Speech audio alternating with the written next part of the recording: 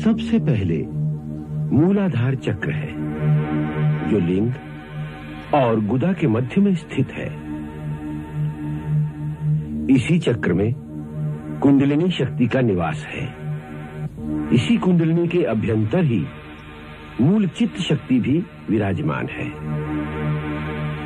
इसी परम शक्ति को जगाना और फिर उसका नियंत्रण करना ही योग का परम लक्ष्य है।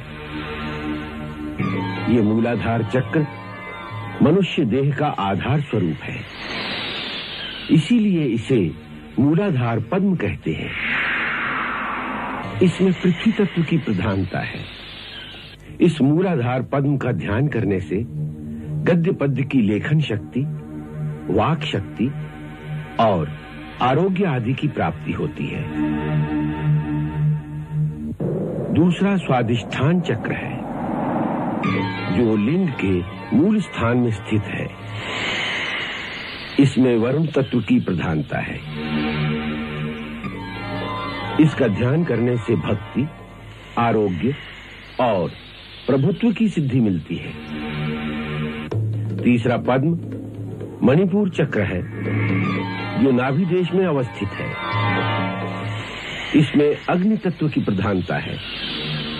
इसका ध्यान करने से आरोग्य, ऐश्वर्य एवं जगत के पालन और विनाश करने की शक्ति मिल सकती है। चौथा पद्म 12 पंखुड़ी वाला अनाहत चक्र है, जो हृदय मंडल में विद्यमान है।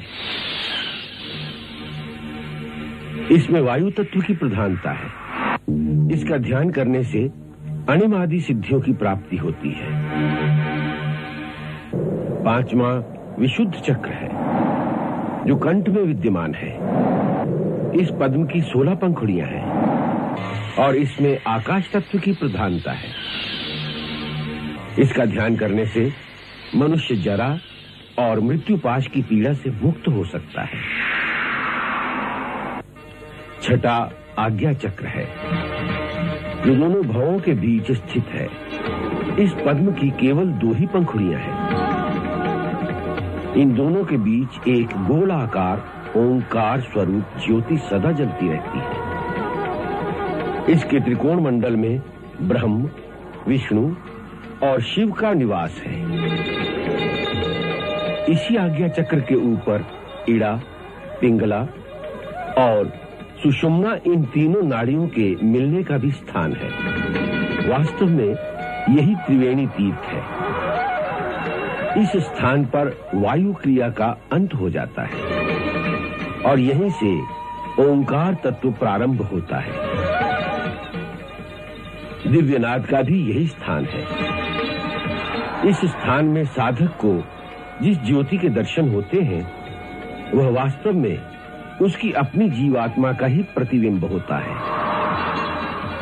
ध्यान द्वारा इस पद्म में दिव्य ज्योति के दर्शन पाने पर योग का परम फल प्राप्त होता है। वो योगी प्रकृति के बंधन से मुक्त हो जाता है।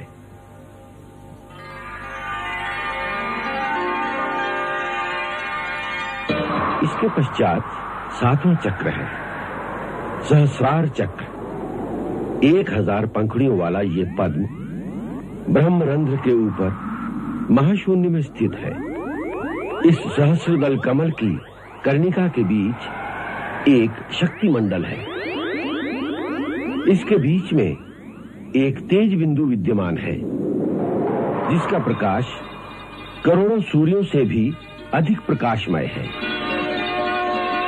ये प्रकाश बिंदु ही अज्ञान के अंधकार का नाश करने वाला सूर्य स्वरूप परमात्मा है। इन्हीं को भिन्न भिन्न संप्रदाय के लोग अलग अलग नामों से पुकारते हैं। साधना के बल से इसी प्रकाश बिंदु के दर्शन करने को ही ब्रह्म साक्षात्कार कहते हैं। इनके अतिरिक्त और भी कई सूक्ष्म शक्ति केंद्र हैं, परंतु मैंने तुम्हें केवल मुख्य केंद्रों का ही विवरण संक्षेप में बताया है।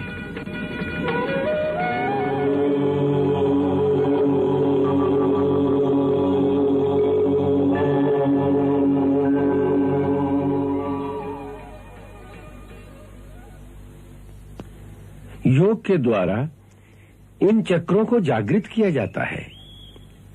इन शक्ति केंद्रों के जागृत होने से मनुष्य में ऐसी ऐसी शक्तियां जागृत हो जाती हैं कि जिनके द्वारा वो एक स्थान पर बैठा हुआ बहुत दूर की वस्तुओं को देख सकता है,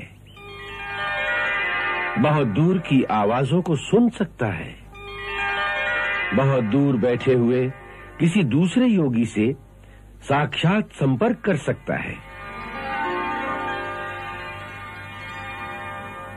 गुरुदेव, आपने कहा कि योगी किसी दूसरे स्थान पर जाकर दूसरे योगियों से साक्षात संपर्क कर सकता है।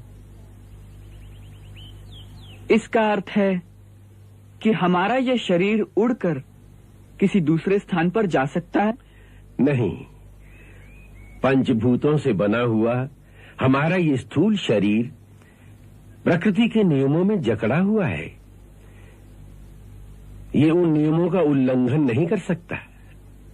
फिर जिनके अंदर पूर्ण योग शक्ति का विकास हो जाता है, वो स्थूल शरीर को छोड़कर अपने सूक्ष्म शरीर के द्वारा जहां चाहें जा सकते हैं।